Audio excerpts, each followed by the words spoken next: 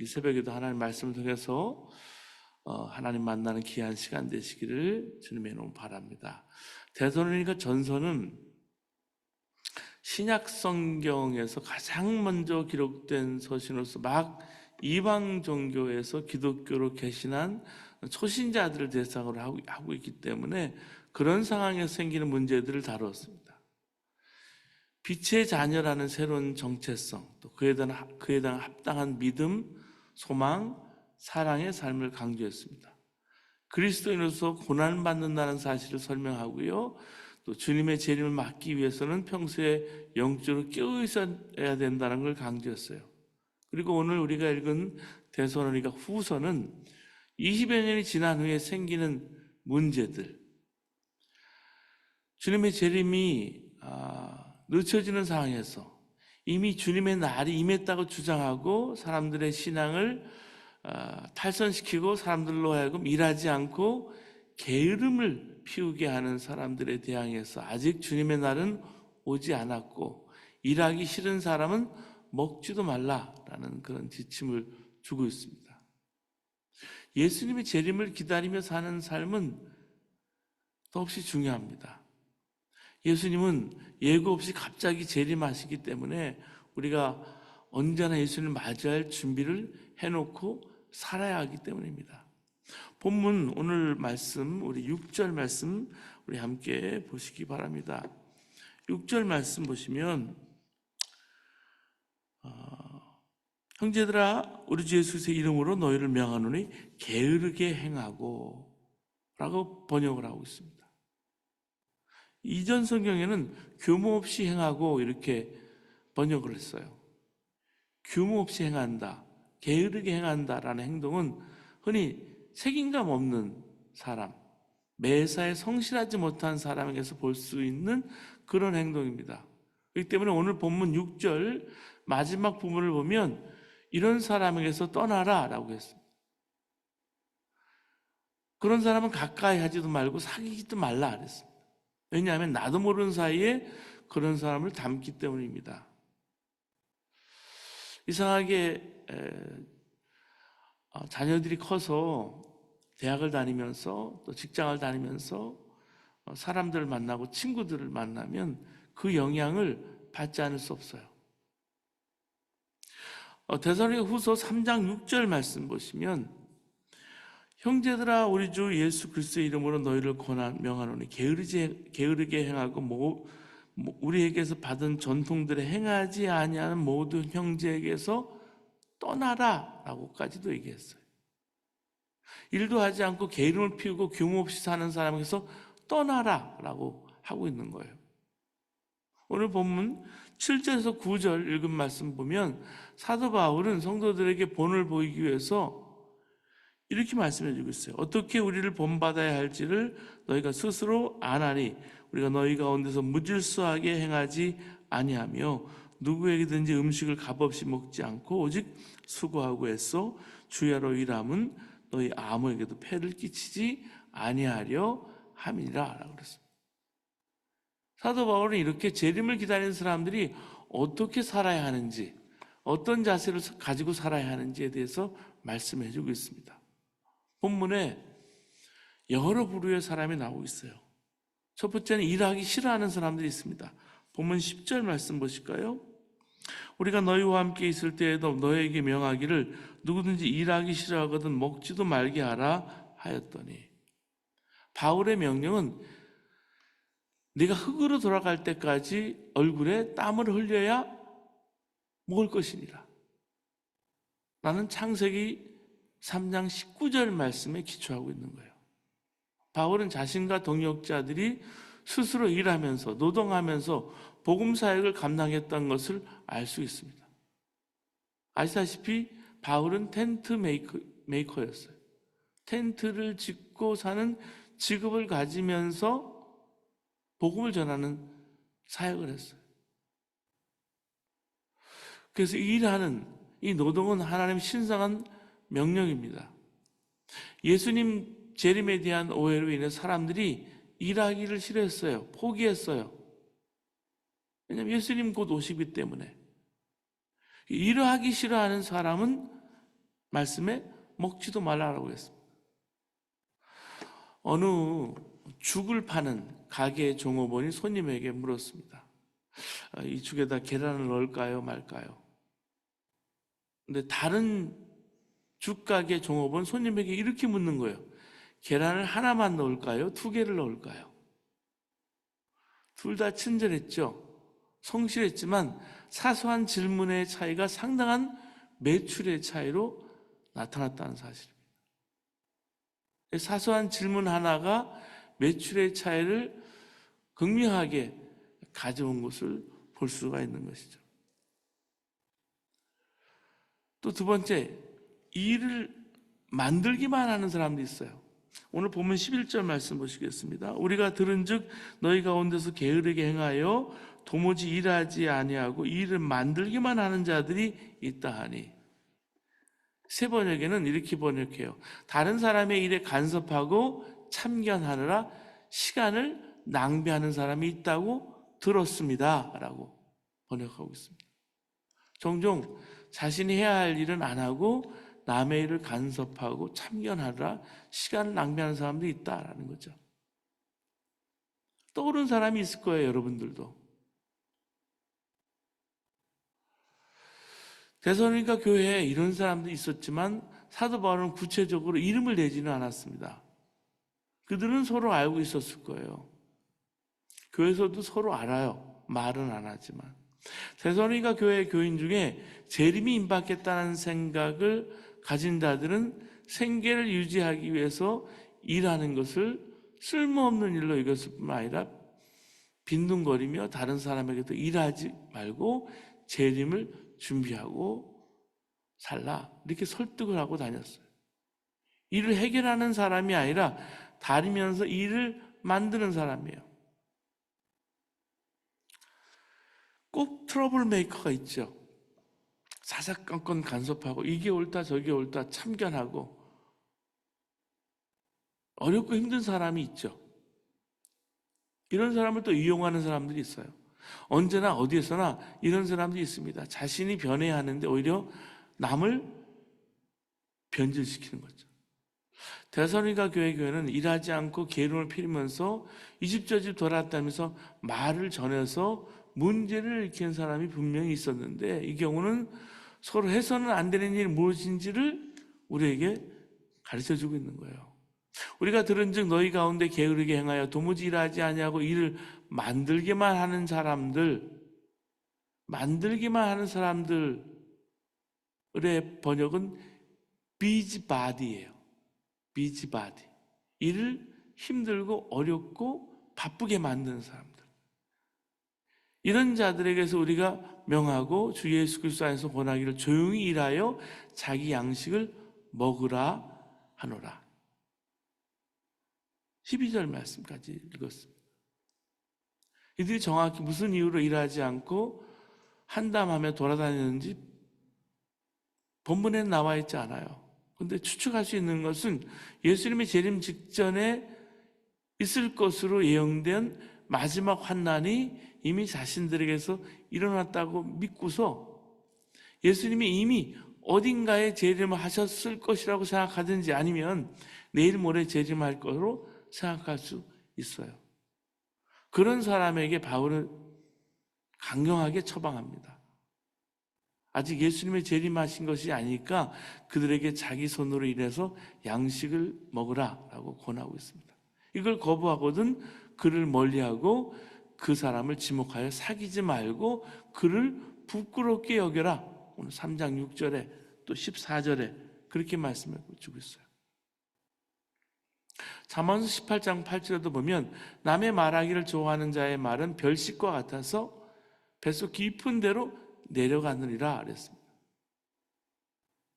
이 말씀이 이해가 되세요? 이 말씀이 이해가 안 되는 분은 남에 대해서 나쁜 말을 한 번도 하지 않은 분이죠. 남에 대해서 나쁜 말을 한 적이 있는 사람은 여기서 말하는 별식이 뭔지를 알아요. 정말 디저트같이 간식처럼 특별한 음식처럼 뒤에서 남의 얘기를 하면 너무너무 재밌고 너무너무 맛있는 거예요. 그러니까 인간의 기본 죄성이 여기서 드러납니다. 우리의 입은 죄로 기울어져 있기 때문에 특별히 조심하지 않으면 남에 대해서 나쁜 말을 하게 돼 있고요, 만들게 돼 있고요. 그러면 파괴적인 일을 하게 됩니다. 하나님은 우리가 입으로 남을 세워주고 도와주기를 기대하시는데 우리는 도리어 그것을 나쁜 의미에서 남의 인생에 개입해서 그를 죽이는 도구로 사용하고 있다는 말씀이에요. 이런 파괴성을 야고보서 3장 5절 6절은 불의 이미지를 가지고 설명해요. 이와 같이 혀도 작은 지체로 돼 큰 것을 자랑하도다. 보라, 얼마나 작은 불이 얼마나 많은 나무를 태우는가. 혀는 곧 불이요 불의의 세계라. 혀는 우리 지체 중에 온몸을 더럽히고 삶의 수레바퀴를 불사르나니 그 사르는 것이 지옥불에서 나느니라. 남에 대해서 그러니까 혀를 잘못 사용하면 어떤 일이 벌어지냐면 삶의 수레바퀴를 불살하게 된다는 거예요. 다시 말해서 한 인생을 불태워 죽일 수 있다는 말씀이죠. 나는 아무 생각 없이 그냥 한 말인데 나중에 보니까 그것 때문에 상대방이 죽는 결과를 초래하게 되었다는 말입니다. 그렇기 때문에 우리가 남에 대해서 말을 할 때 극도로 조심해야 합니다. 차라리 안 하는 게 나아요. 확실한 사실에 근거하지 않은 말은 하면 안 되고요. 남에 대해 소설을 쓰는 일은 그건 절대 금해야 한다는 말씀입니다. 더 나아가서 이렇게 남의 말을 하는 것을 즐기지 말아야 한다는 말씀. 그냥 아침에 전화해가지고 쭉 그냥 얘기하는 버릇이 있는 사람이 있어요. 사업하면서 장사하면서 시간 있는 사람들은 그렇게 한다만 하는 것을 저는 봤어요. 그러면 소설을 쓰는 일이 나중에 생겨요. 로마서 1장 29절하고 고린도후서 12장 2절을 보면 하나님의 심판을 받게 될 죄의 목록 중에 수근수근 하는 것도 포함되어 있습니다. 수근수근 하는 것, 남을 째려보는 것, 이런 것도 절대 가벼운 죄가 아니라고 보는 거죠. 그 중에 나는 괜찮은 신자인데 입이 좀 문제야 라고 생각하는 분이 있죠. 좀 입이 문제가 되는 괜찮은 신자, 믿는 사람 과연 가능할까요? 그렇지 않습니다. 입이 좀 문제인 사람은 절대 좋은 크리스찬이 될 수 없어요. 그런 사람은 가짜 신앙인입니다. 왜냐하면 야고보서 1장 20절에 그렇게 말하고 있기 때문에, 선포하고 있기 때문에 누구든지 스스로 경건하다고 생각하며 자기 혀를 재갈 물리지 아니하고 자기 마음을 속이면 이 사람의 경건은 헛것이라. 이 경건이 헛것이라 그랬어요. 무슨 말이에요? 헛되이 믿는다라는 거예요. 이런 식으로 믿는 사람은 구원을 보장받을 수 없다는 거죠. 하나님에게서 헛되이 믿었다는 평가를 받는 사람이 구원받을 수 있을까요? 아닐 거예요. 그러니까 우리의 입의 독성을 과소평가하지 말라는 거예요. 단순히 입의 문제가 아니라 이것은 믿음의 문제고요, 영혼의 문제입니다. 특히 구원받지 못하는 영혼이에요. 따라서 우리가 아무리 다른 면에서 완벽한 신앙생활을 했다 하더라도 혀를 재갈 물리지 못하면 절대로 경건한 사람이 될 수 없다는 말씀입니다. 그런 경우는 하나님 앞에서 헛된 경건이다 라는 사실을 우리가 분명히 알아야 합니다. 그리고 남의 인생에 개입하는 것은 선한 목적이 있어야 합니다. 게으른 사람을 권면해서 정상적으로 일하게 하고 마음이 약한 사람을 일으켜 세우고 힘이 부족한 사람을 붙들어주고 서로가 오래 참고 원수 갚지 않는 그 사랑의 분위기를 만들기 위해서라면 당연히 남의 인생에 개입해야 하겠죠. 그것이 하나님 원하시는 일이기 때문에. 근데 남을 죽이기 위한 목적으로 말을 만들어낸다든지, 그렇잖아요. 목회자 한 사람, 또 지도자 한 사람, 그 말 한마디에 죽고 살릴 수 있는데 그런 이야기를 하게 되면 단순히 별 의도 없이 뒤에서 남의 이야기를 하는 것 같지만 하나님 기뻐하지 않았어요. 왜냐하면 많은 경우 그런 한담을 통해서 한 사람이 부당하게 피해를 입고 심한 경우는 죽음에 이를 수 있다는 거죠. 지금 그렇잖아요. 댓글 하나에 사람들이 죽고 살아요. 텍스트 문자 하나에, 카톡 하나에 피해야 할 죄가 거기 포함되어 있는 거예요. 하나님, 우리가 책임 있는 성숙한 신앙인이 되기를 바라십니다. 그리고 조용히 일하는 사람이 있어요. 본문 12절 말씀 한번 보실까요? 이런 자들에게 우리가 명하고 주 예수 그리스도 안에서 권하기를 조용히 일하여 자기 양식을 먹으라 하노라. 데살로니가 교인들이 잘못된 종말 사상으로 인해서 현재 동요된, 흥분된 상태를 이제 멈추고 자신이 양식을 얻기 위해서는 스스로의 일을 해서 다른 사람들에게 폐를 끼친 일이 없도록 하라는 명령이에요. 일을 하기 싫어하는 사람과 일을 만드는 사람들은 이제는 조용히 일하고 자기 양식을 마련하는 것입니다. 이제라도 늦지 않다라는 말씀이에요. 늦지 않았다. 지금부터 일해라. 너무 요란하게 떠들지 말고 조용히 일해야 한다. 말이 너무 많고 크죠?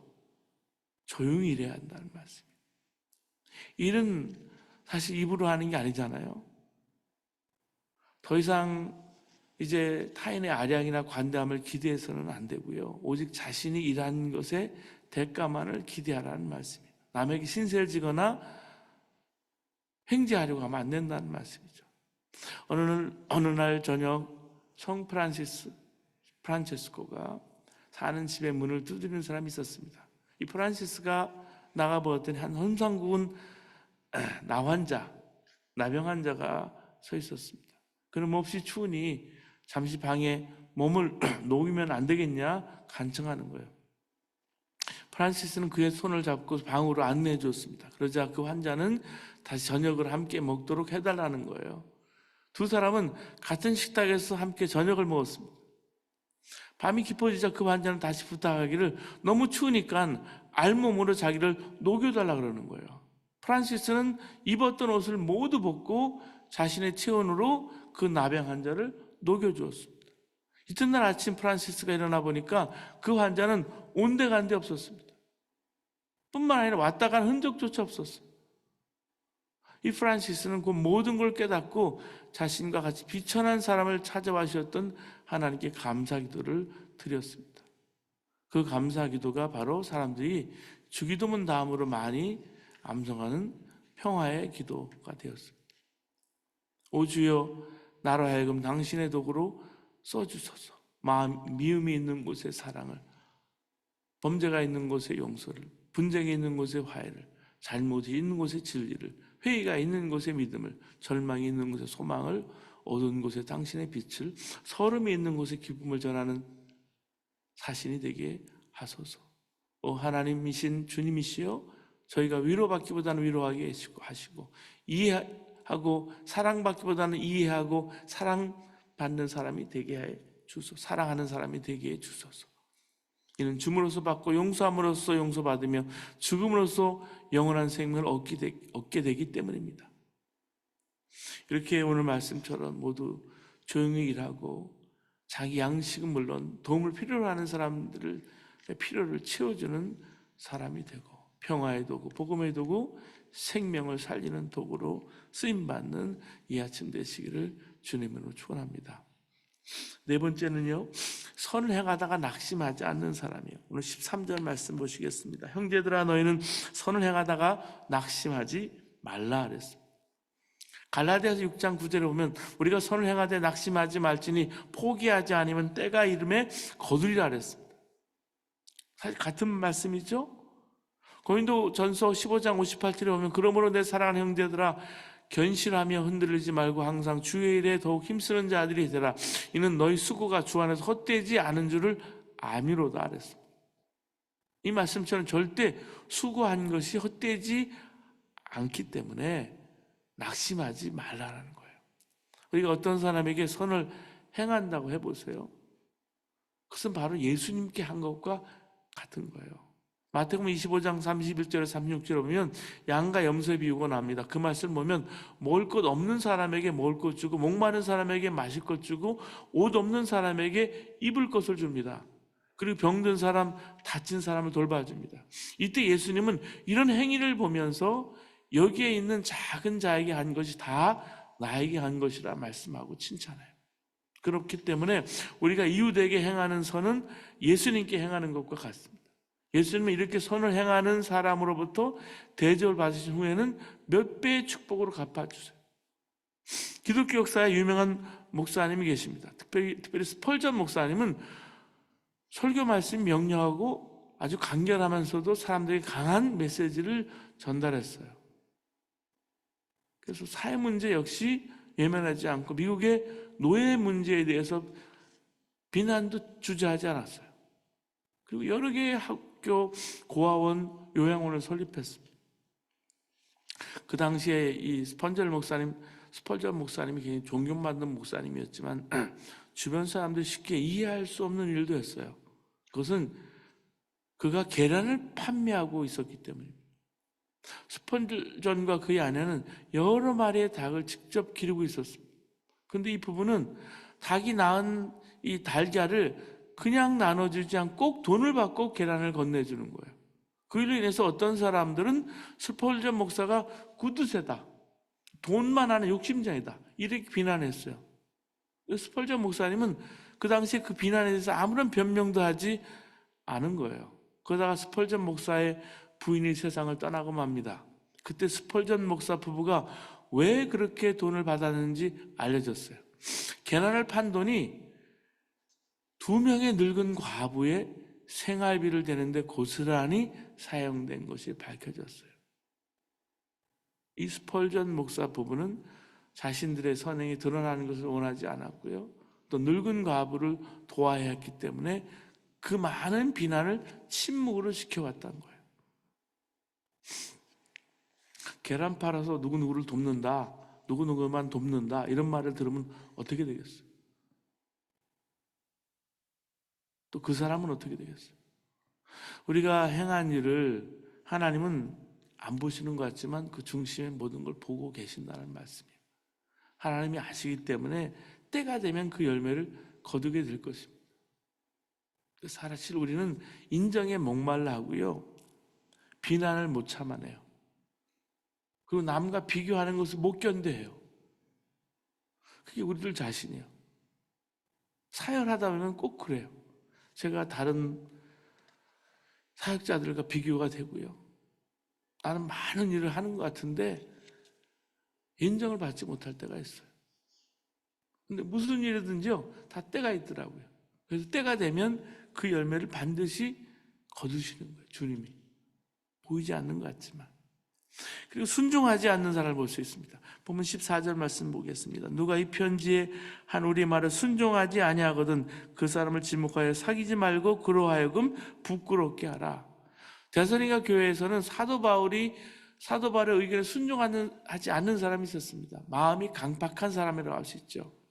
이런 사람이 있다는 것은 좋은 일이 아니죠, 결코. 애굽 왕 바로 왕이 그런 말을 들었습니다. 바로는 마음이 강팍해서 더 많은 재앙을 당했습니다. 결국 강팍한 마음을 가져서 죽임을 당했습니다. 얼마나 불행해요. 사도 바울은 오늘 본문 14절 말씀에 누가 이 편지한 우리 말을 순종하지 아니하거든 그 사람을 지목하여 사귀지 말고 그로 하여금 부끄럽게 하라, 이렇게 교훈했어요. 그 사람을 깨닫기 위해서 부끄러움을 알게 하라는 거예요. 왜 그랬을까요? 그 사람을 회개시키기 위해서. 아직 때가 있는 거죠. 오늘 그리고 15절 말씀 보면 사랑하고 권면하는 사람이 있습니다. 그러나 원수와 같이 생각하지 말고 형제같이 권면하라. 이렇게 하는 것이 그들을 회개시키는 데 유익하기 때문에. 사람은 누구나 실수할 수 있어요. 그런데 한번 실수로 원수처럼 여기는 것은 잘못된 것입니다. 우리가 인자하는 마음으로 서로 용서하며 살아야 한다는 말씀. 그리고 사랑하는 형제에게 권면하듯이 사랑으로 권면하는 거예요. 사람의 마음을 감동시키고 사람의 마음을 변화시키는 사람은 바로 이렇게 사랑하는 마음으로 권면할 때입니다. 남미 에콰도르의 깊은 산지에 극도로 포악한 인디안들이 살고 있었습니다. 외부인들은 물론 친척들, 가족들까지 쉽게 창으로 찔러 죽이는 극도로 포악한 야만적인 종족이었어요. 아우카스 종족인데요. 이우카 인디언이라고도 합니다. 이 증오심이, 포악함이 그들의 삶의 스타일이었습니다. 미개하고 포악한 아우카스족에 대한 불행한 이야기를 들은 미국의 젊은 선교사 5명이 헌신하고 이제 그 종족을 찾아갔습니다. 그들의 불행한 삶에 대한 탄식과 동정과 애정을 품고 그들을 찾아간 거예요. 1956년 1월 달에 제임스 엘리엇을 비롯한 5명의 젊은 선교사들과 그들의 부인과 가족들이 에콰도르의 깊은 산지로 들어갑니다. 텐트를 치고 이제 산지에 정착을 했어요. 그리고 그들 아우카스족들과 친교를 시도했습니다. 근데 그들은 즉각 선교사 일행을 공격하기 시작했어요. 선교사들은 총 3자리를 가지고 있었어요. 총 한 발을 쏘았다래요. 그러자 그들의 공격은 더욱 거세졌습니다. 근데 선교사들 중에 총을 근데 뽑아 쏠 수 있었는데 이 짐 엘리엇 같은 경우에는 총이 옆구리에 꽂혀 있었어요. 총꼬지에. 근데 그들의 공격을 그대로 받아들인 거예요. 그래서 선교사들은 한 사람씩 그들이 던진 창에 찔려 쓰러집니다.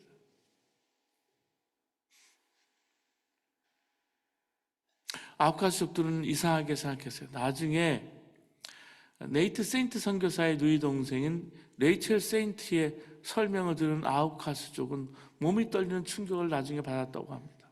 선교사들이 남을 죽이는 대신 자기가 스스로 죽는 길을 택했다는 말을 듣고 기키타라는 사람은 온몸을 떨기 시작했다고 해요.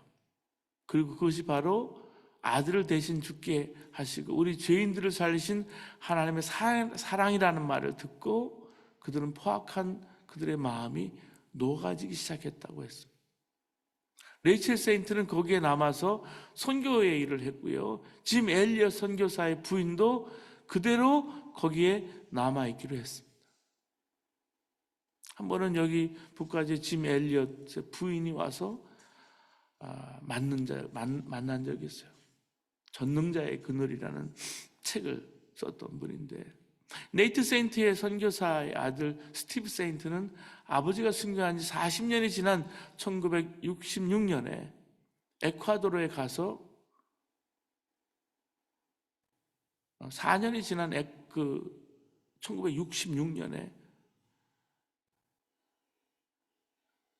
에콰도르에 가서 지금까지 아우카스족을 위해서 선교를 하고 있습니다. 또 스티브 세인트 선교사는 40년 전에 자기 아버지를 창으로 찔러 죽인 아우카스족 한 사람을 데리고 암스테르담 전도대회장의 강단에 나타나기도 했습니다. 이 아우카스족 사람의 손에 그 사람을 찔러 죽이는 창을 들고 이 전도 집회, 전도회장이 나타나는데 스티브 세인트 선교사는 이 세상에서 자기가 가장 사랑하고 귀하게 여기는 사람을 소개한다고 하면서 아우카스족 사람을 그 전도 집회에 소개한 거예요. 아우카스족 한 사람은 자기와 자기들의 조상은 증오와 살인을 삶의 원리로 삼고 살았지만 지금은 예수를 믿어서 죄사함 받은 하나님의 자녀로 내가 이 자리에 섰다라고 고백을 하는 참으로 숙연한 장면을 많은 사람들이 나중에 보게 된 거예요. 네이트 세인트 선교사와 그의 누이 동생 레이첼, 그의 아들 스티브와 짐 엘리엇 선교사와 그 아내는 세상을 사랑하시는 하나님의 마음을 품고 포악한 에콰도르 산지로 들어가서 그들을 찾아가서 원수같이 생각하지 않고 정말 형제같이 권면하고 사랑하고 살았어요. 생명을 바치면서까지. 그리고 축복하는 사람 볼 수 있겠습니다. 마지막 우리 16절 말씀, 우리 18절 말씀이에요. 평강의 주께서 친히 때마다 일마다 너에게 평강을 주시고 주께서 너희 모든 사람과 함께 하시기를 원하노라. 우리 주 예수 그리스도의 은혜가 너희 무리에게 있을지어다. 마지막으로 사도 바울은 데살로니가 교회 성도들을 축복하고 기도해요. 사도 바울이 무엇보다 원하는 것은 평강이었습니다. 평강의 주님께서 이 데살로니가 교회 성도들에게 평강 주시기를 축원하고 있는 거예요. 언제 어떤 일이 생겨도 평강이 있기를 바랬습니다. 왜냐하면 이보다 더 귀한 일이었기 때문에. 빌립보서 4장 6절 7절 보면 너희는 아무것도 염려하지 말고 다만 모든 일에 기도와 간구로 너희 구할 것을 감사함으로 하나님께 아뢰라. 그리하면 모든 지각에 뛰어난 하나님의 평강이 그것을 예수 안에서 너희 마음과 생각을 지키시라 했습니다. 어떤 일이 있어도 어떤 형편에 처해 있어도 마음에 평강이 있는 사람은 복이 있는 사람이에요. 이처럼 평강이 있을 때가 영적으로 가장 건강할 때입니다. 이렇게 평강이 있을 때 무슨 일을 하든지 가장 성공할 가능성이 높은 거예요. 여러분도 하나님이 함께 하셔서 마음속에 항상 하나님의 은혜와 평강이 넘치시는 저 여러분 되시기를 주님의 이름으로 축원합니다. 기도하시겠습니다.